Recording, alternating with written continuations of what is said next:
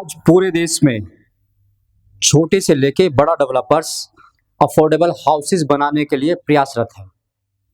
क्या affordable houses बनाना इतना ही आसान है जितना देखने में लगता है? शायद नहीं।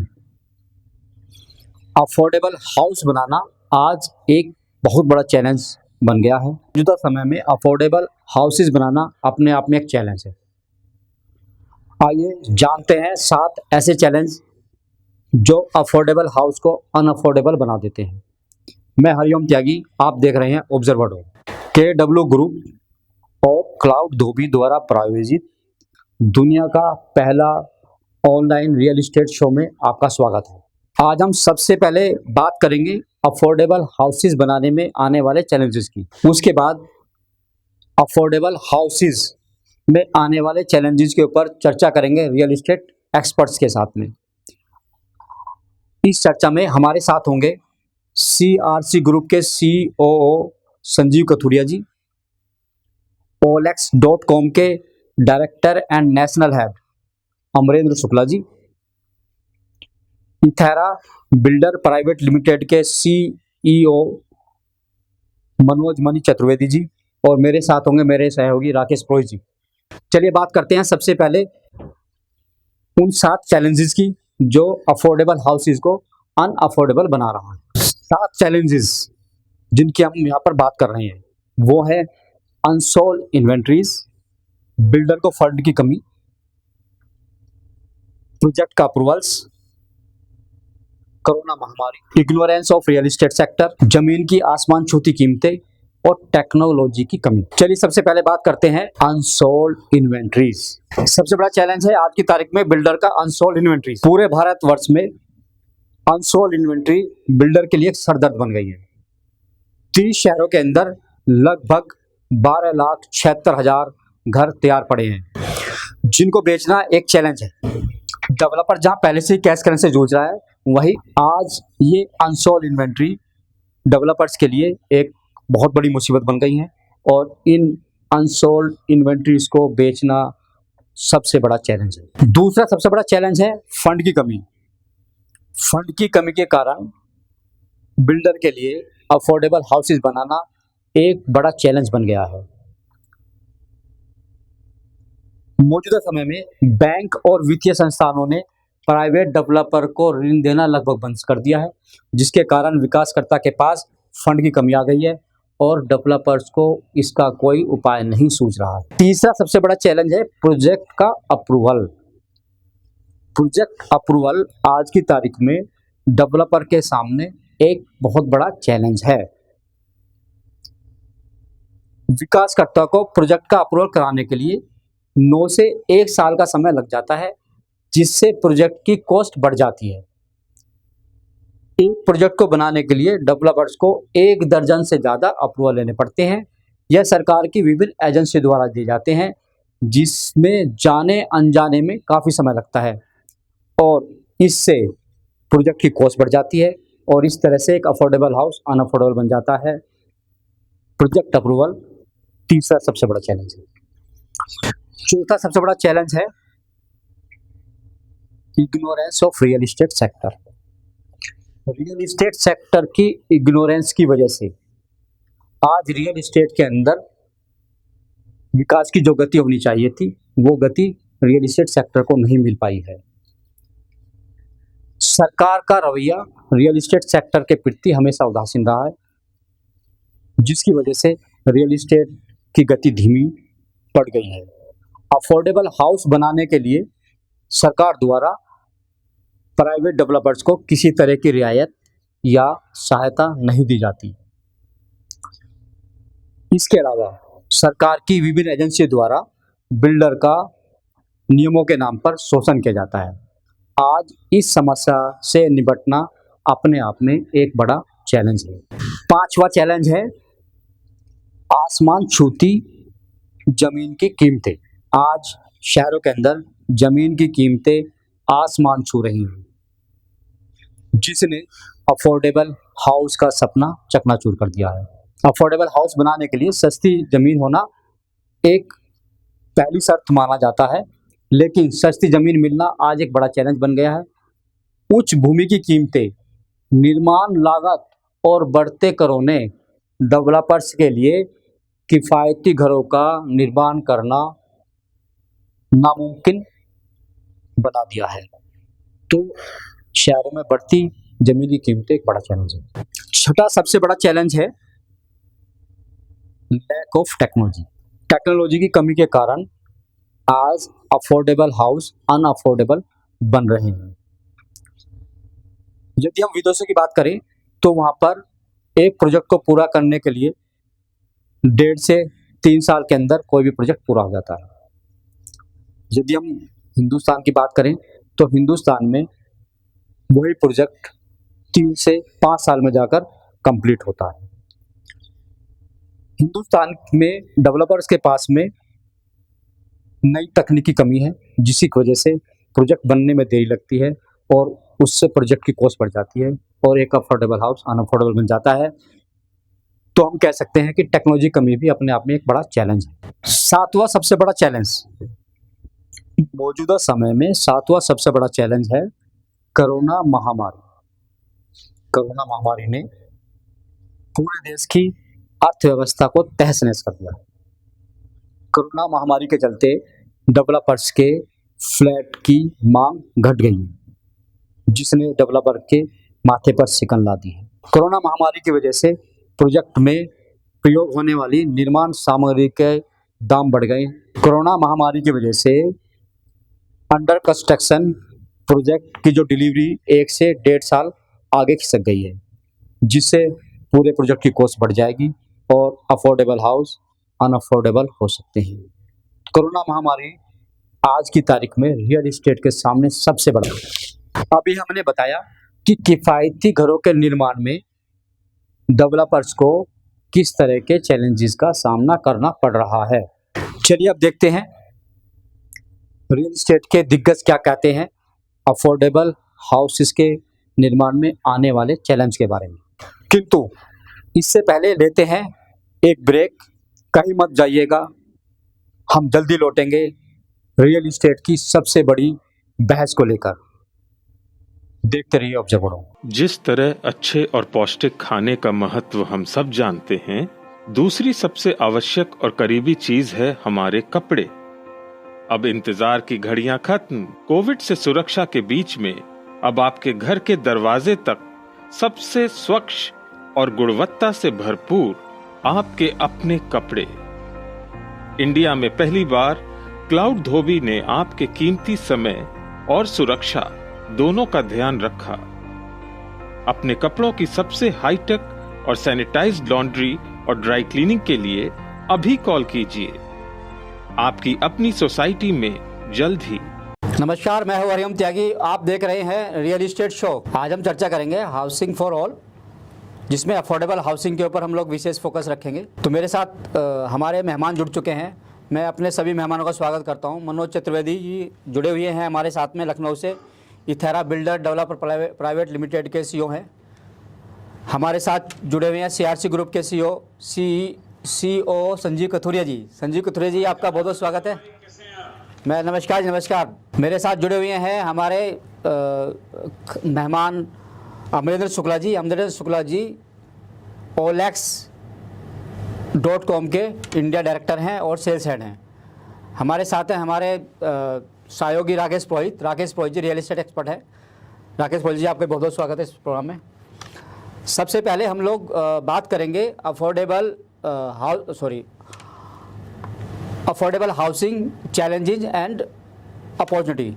तो सबसे पहले पुरोहित जी, हम लोग ये जानना चाहेंगे कि अफोर्डेबल हाउस बनाने में किस तरह के चैलेंजेस आ रहे हैं, उसके बाद में हम अपॉर्चुनिटी की बात करेंगे। तो पुरोहित जी, थोड़ा सा इसमें ब्रीफली आप बताएं हमारे दर्शकों को कि अफोर्डेबल हाउस के निर्माण में किस तरह के चैलेंजेस हैं। नमस्कार हरिओम जी, और तमाम दर्शकों से मैं ये कहना चाहता हूँ कि जब हम बात अफोर्डेबिलिटी की करते हैं तो उसका सिर्फ एक ही क्राइटेरिया है, cost effective. Cost effective 2 ingredient है किसी भी घर के बनने के लिए, लैंड कॉस्ट और मटेरियल कॉस्ट। जब हम शहरी क्षेत्रों की बात करते हैं तो शहरी क्षेत्र में ज़मीन की कीमत काफ़ी ज़्यादा है, क्योंकि बहुत सी जो सुविधाएं हैं, मूलभूत सुविधाएं जिसमें बिजली, पानी, ड्रेनेज, और दूसरी स्वास्थ्य और शिक्षा की सुविधाएं जो होती हैं, उनके लिए एक बड़ा इंफ्रास्ट्रक्चर की ज़रूरत पड़ती है। इसकी वजह से जो लैंड कॉस्ट है वो अपने आप में ज़्यादा होती है। मुकाबले में जो ग्रामीण क्षेत्र हैं वहाँ पर ज़मीन सस्ती उपलब्ध हो जाती है, लेकिन रॉ मटेरियल वो दोनों ही क्षेत्रों में, ग्रामीण और शहरी, उन दोनों ही क्षेत्रों में समान कॉस्ट करता है, क्योंकि जो मैन्युफैक्चरिंग यूनिट है वो देश के एक भाग में होती हैं और जो डिलीवरी कॉस्ट है वो तकरीबन सेम आती है। अब हम बात करते हैं कि रॉ मटेरियल कॉस्ट किस तरह से अफोर्डेबल की जा सकती है। तो हुडको जो कि संस्था है, भारत सरकार की संस्था है, उसका मेन उद्देश्य ही अफोर्डेबल हाउसिंग के लिए ही हुआ है। जो नई नई तकनीकें जो अफोर्डेबल घर यानी कि आपकी क्षमताओं के अनुरूप बन सकें उस पर प्रयोग करती है। हम लोगों ने बहुत से क्षेत्रीय संसाधनों के आधार पे, टाटा ने कुछ स्कीमें निकाली हैं जिसमें उन्होंने स्टील के स्ट्रक्चर पे उन्होंने कुछ ग्रामीण इलाकों में, आदिवासी इलाकों में सस्ते घर बनाने की योजना रखी।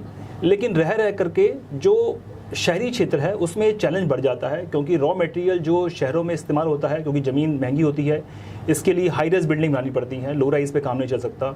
उन हाई राइज बिल्डिंग के लिए आरसीसी फ्रेम स्ट्रक्चर की आवश्यकता होती है, जिसकी कॉस्ट में कॉम्प्रोमाइज़ पॉसिबल नहीं है। तो सबसे बड़ा चैलेंज जो है वो रॉ मटेरियल का एक चैलेंज है कि किस तरह की टेक्निक से घरों को अफोर्डेबल किया जा सके। धन्यवाद प्रोहित जी। आपने सजेशन दिया कि हमारे पास सबसे बड़ा चैलेंज ये है कि जो ज़मीन की जो कीमत है वो ज़्यादा है, क्योंकि अफोर्डेबल जो हाउस होते हैं उनका एक जो क्राइटेरिया है या जो उनकी कॉस्ट है वो बहुत ज़्यादा नहीं होनी चाहिए। बिल्कुल ठीक है। तो इस तरह के चैलेंजेस हैं कि एक तो हमारे पास ज़मीन अवेलेबल नहीं है सस्ते रेट पे, दूसरा अफोर्डेबल जो हाउस है उनका साइज़ भी शायद बहुत ज़्यादा बड़ा नहीं किया जा सकता, तो उस तरह की समस्या आती हैं। मुझे लगता है इसके साथ एक चैलेंज ये भी है कि डेवलपर को उस अफोर्डेबल हाउस में बहुत ज़्यादा मार्जिन नहीं आता। इस बारे में हम लोग, हमारे संजीव कथुरिया जी हैं, उनसे जानना चाहेंगे कि अफोर्डेबल हाउस बनाने में बिल्डर को बहुत ज़्यादा मार्जिन नहीं आता या एट पार ही काम करना पड़ता है। तो कथुरिया जी, आप इस बारे में क्या कहेंगे कि अफोर्डेबल हाउस के चैलेंजेस क्या हैं? राकेश पुरोहित जी ने बिल्कुल ठीक कहा दैट मटेरियल कॉस्ट जो है वो चाहे रूरल एरिया, ग्रामीण एरिया हो या अर्बन एरिया हो, सेम रहती है। लैंड कॉस्ट का फर्क जरूर हो जाता है। इसको बड़ी सरल तरह से अपन समझ सकते हैं। हमारे लिए सबसे इम्पोर्टेंट बात ये होती है कि कोई भी चाहे आप लग्जरी हाउसिंग बनाए, अफोर्डेबल हाउसिंग बनाए या कुछ भी बनाए, सबसे जरूरी बात है जो हमारे को जो फाइनेंस कॉस्ट है वो हमारे को, अगर गवर्नमेंट किसी तरह से फाइनेंस कॉस्ट हमारी कम करे, क्योंकि जिस रेट के ऊपर डेवलपर पैसे बोरो करता है फॉर कंस्ट्रक्शन और फॉर बाइंग लैंड और समथिंग, वो बहुत ज्यादा बड़ी है। अगर आप ग्लोबली भी चेक करेंगे तो फाइनेंस कॉस्ट बहुत कम है, और इस बारे में बहुत चर्चा हुई है at various forum, that CREDAI, NAREDCO, MCHI, सब लोगों ने इसके ऊपर चर्चा करी कि द गवर्नमेंट शुड अलाउ, चाहे हमारे को आज की डेट में जैसे अगर आप ग्लोबली देखें तो इंटरेस्ट रेट्स जो हैं जीरो हैं ऑलमोस्ट टेक्निकली, तो हम कोई ऐसा प्रोविजन, अगर सरकार कोई ऐसा पॉलिसी प्रोविजन बनाए जिससे वो लोग हमारे को जो है पैसा यहाँ पर कम ब्याज दरों पे दे पाए। आज भी जब डेवलपर बोरो करने जाता है तो उसकी फाइनेंस कॉस्ट 12% से ऊपर ही आती है, नीचे नहीं आती है। इसके अलावा जब हम आज की डेट में RBI ने बहुत कुशन दिया है, परंतु अगर आज भी आप अल्टीमेटली देखेंगे तो आप 12%, 10%, 12% से ऊपर ही कॉस्ट कर रहे हैं। तो फाइनेंस कॉस्ट जो है हमारे को एक कम चाहिए, जो अभी तक हो नहीं पाई। अफोर्डेबल में हालांकि गवर्नमेंट बहुत प्रोएक्टिव है, गवर्नमेंट ने बहुत सारे डिमांड साइड पे अगर आप देखें तो बहुत काम किया है। जो CLSS स्कीम है, जो सब्सिडी दी जा रही है, वो डिमांड साइड पे बहुत अच्छी दी है, पर सप्लाई साइड में जो डेवलपर साइड है उसके अंदर एक तो कोई ना कोई ऐसा प्रोविजन चाहिए डेवलपर को जहां पे उसकी फाइनेंस कॉस्ट कम हो। धन्यवाद कथुरिया जी। हमारे साथ हमारे खास मेहमान हैं Manoj Chaturvedi ji. Manoj Chaturvedi ji tyre 2, tyre 3 cities में काफ़ी काम कर रहे हैं। तो Manoj ji, tyre 2, tyre 3 city जैसे लखनऊ और रुद्रपुर जैसे एरिया में आप, तो अफोर्डेबल हाउस के वहाँ पर क्या चैलेंजेस हैं उन एरियाज़ में?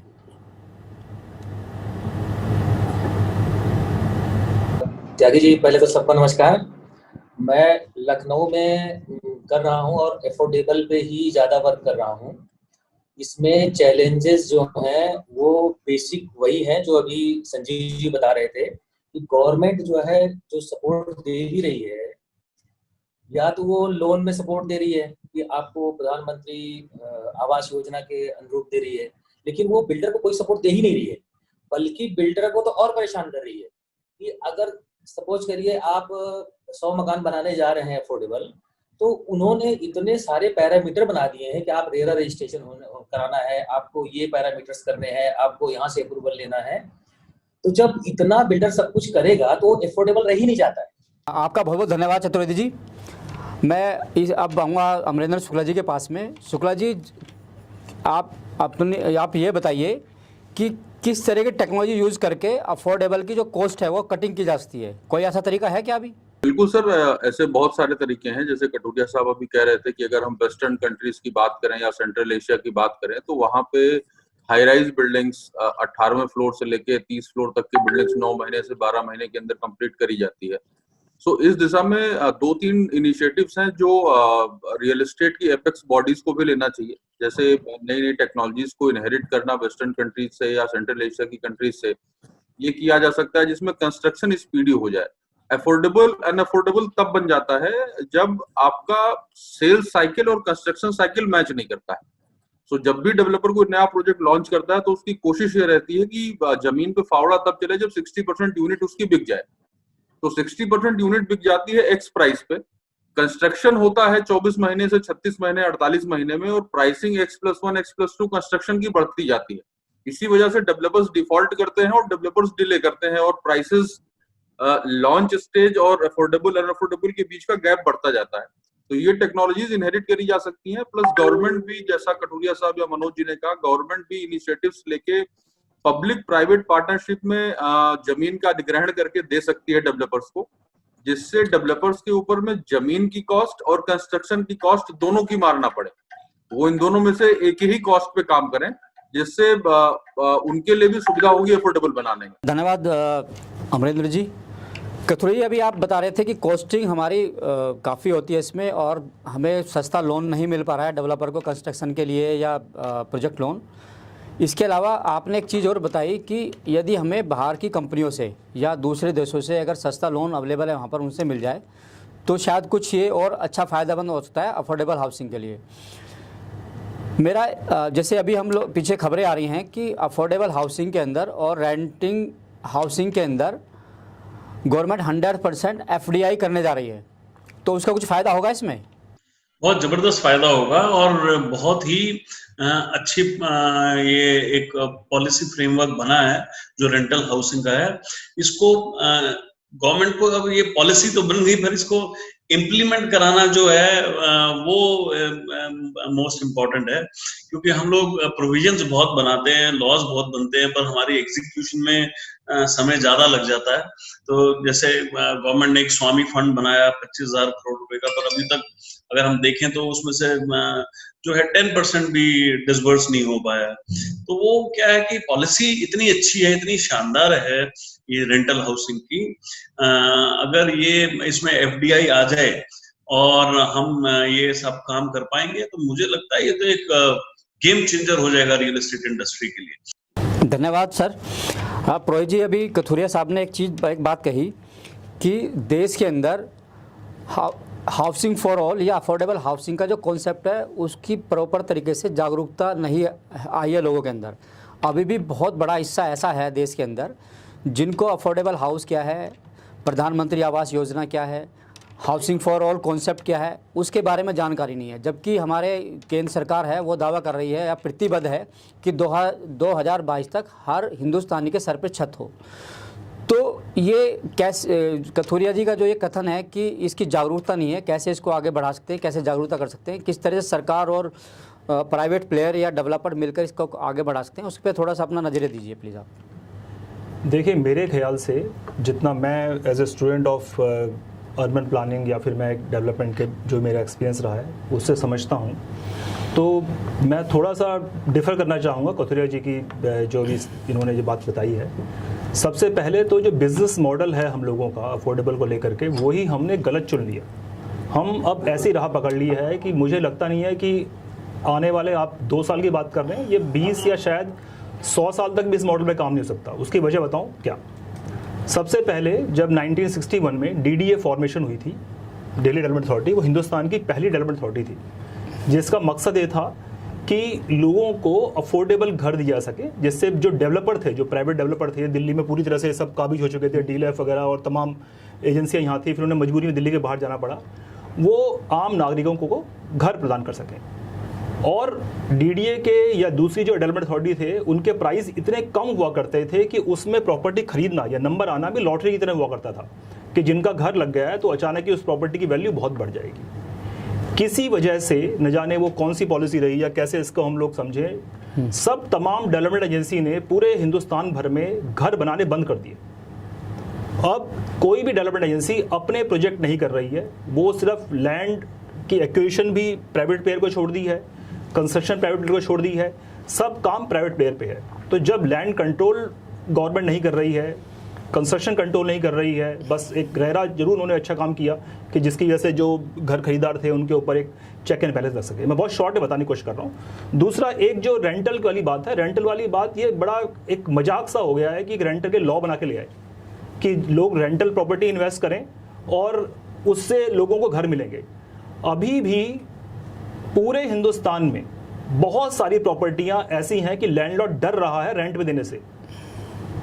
कई गुना प्रॉपर्टियां जो हैं इस वक्त डिस्प्यूट में हैं। एक रेंटल रिफॉर्म को लेकर के लॉ आया था, वो हमारे यहाँ पे क्योंकि किराएदार इतनी संख्या में वोटर हैं कि वो डर के मारे पास ही नहीं कर पाई गवर्नमेंट। इतनी सारी प्रॉपर्टियां रेंटल डिस्प्यूट पे है। जरूरत है कि आप उस रेंटल लॉ को माइल्ड करें, ईजी करें। लैंडलॉर्ड की प्रॉपर्टियों के ऊपर लोग 200-200 रुपए, 300-300 रुपए किराया दे करके, मैं बड़ा एक बेसिक एग्जाम बता रहा हूँ, बहुत नज़दीक की बात है, बिल्कुल पड़ोस की बात है कि वहाँ पे उन्होंने एक फ्लैट को किसी को किराए पे दिया और एग्रीमेंट होने के बावजूद भी वो किराएदार ने डिस्प्यूट रेज किया ओनर के साथ और जाकर के कोर्ट में 1200 रुपए, जिस प्रॉपर्टी का किराया करीबन 22 से 25 हज़ार रुपये होना चाहिए, वो उसने जाके 1200 रुपए जमा कराना शुरू कर दिया कोर्ट के अंदर। अब एक डिस्प्यूट खड़ा हो गया और वो क्योंकि आपका सिविल सूट है, वो कई साल तक निपटेगा नहीं और ये चलता चला जा रहा है। आप एग्रीमेंट भी कर लें तो बॉम्बे में सख्त हुआ इस बारे में।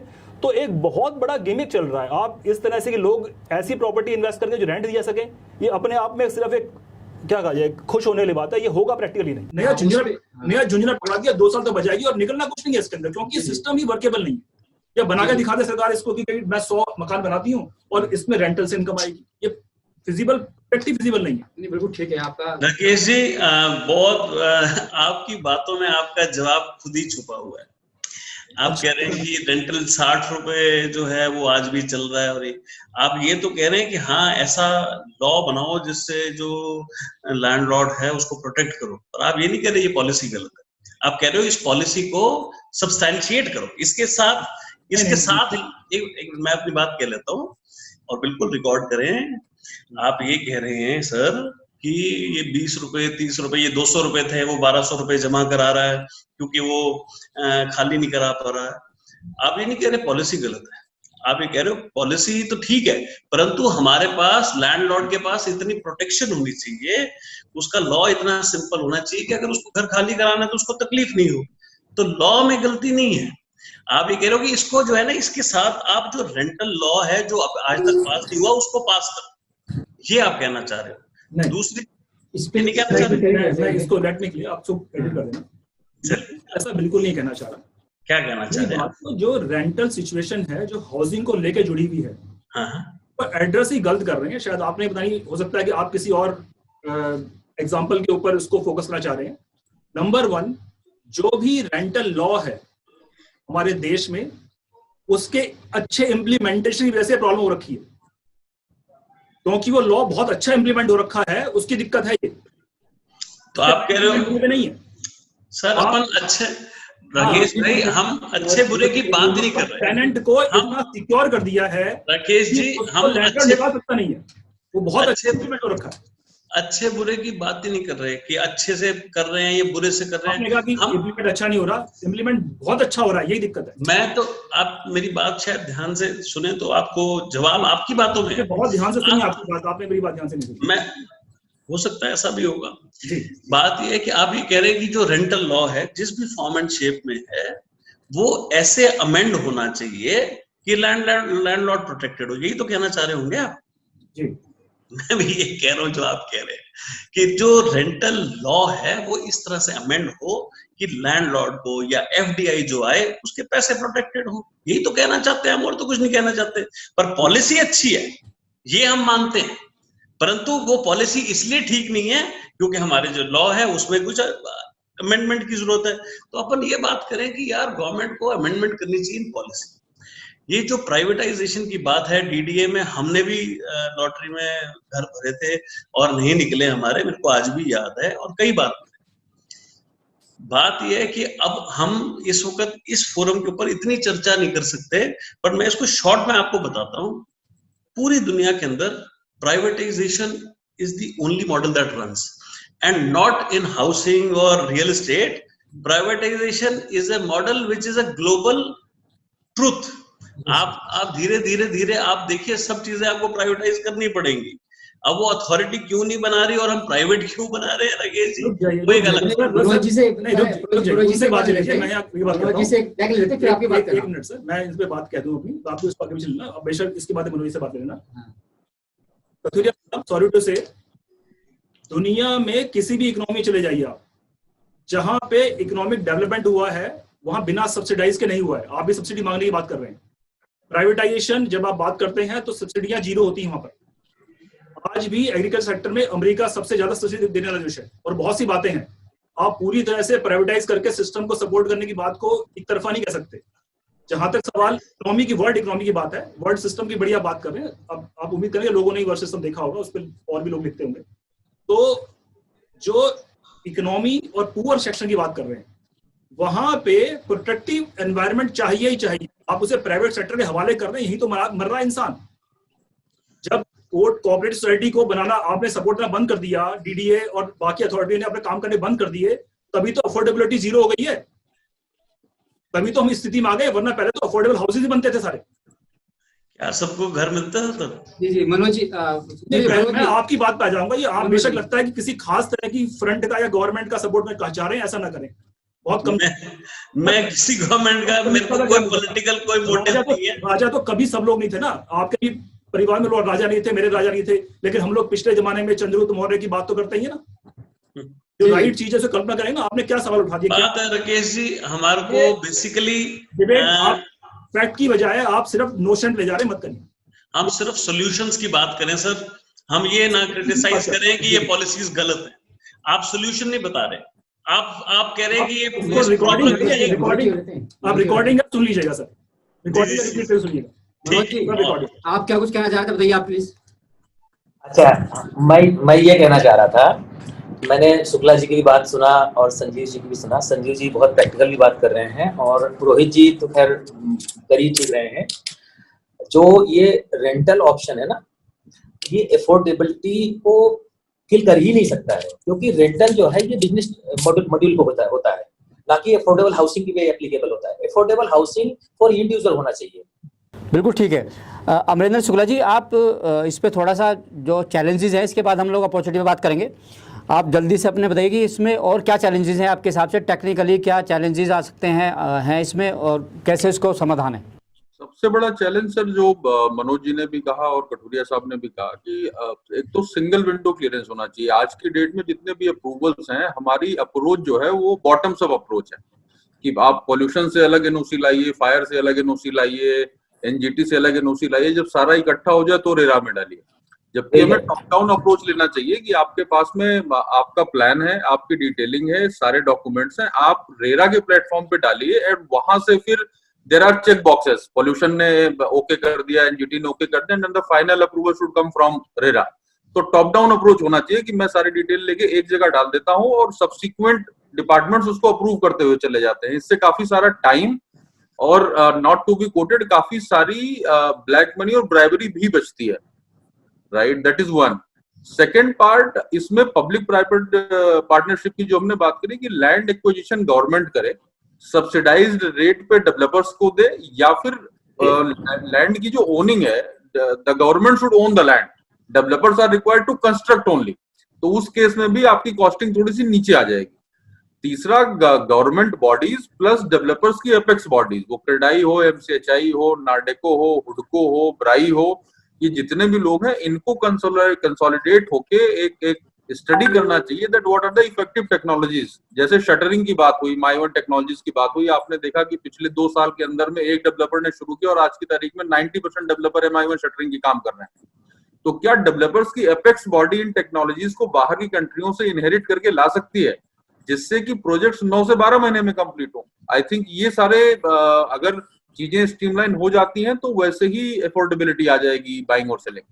तो इसी के साथ मैं प्रोग्राम को समाप्त करता हूं और सभी मेरे जो मेहमान हैं, जो जितने भी हमारे गेस्ट हैं इस प्रोग्राम के अंदर, सबका स्वागत करना चाहूँगा और सबका धन्यवाद करना चाहूँगा। अमरिंदर शुक्ला जी, बहुत बहुत धन्यवाद, आपने बहुत सारी जानकारी दी हमारे दर्शकों को। कथुरिया साहब, आपने बहुत अच्छा डेवलपरों के साइड से बोले और अच्छी बातें बताई, पॉजिटिव सारी बातें थी। और टायर 2 टायर 3 सिटी में काम करने वाले मनोज चतुर्वेदी जी का भी जो अनुभव रहा या जो उनकी बातें रही हमारे दर्शकों को ज़रूर कुछ ना कुछ प्रेरित करेंगी, तो उनका बहुत बहुत धन्यवाद। और पुरोहित जी ने बड़ी एग्रेसिवली इस प्रोग्राम में इस बार मतलब चर्चा की और हमारा एक बार को प्रोग्राम इस तरह का होगा जैसे आजकल टीवी डिबेट होती हैं, पॉलिटिकल डिबेट होती है, उन पर बड़ी गर्मा गर्मी होती है, तो उस तरह का प्रोग्राम रहा। मुझे लगता है कि रियल एस्टेट में भी इस तरह की चीज़ें होनी चाहिए और हम लोग एग्रेसिव काम करें तो दिल से बात कर रहे हैं, इसका मतलब ये है। तो सभी मेरे जितने भी मेहमान हैं और सहयोगी, सबका बहुत बहुत धन्यवाद।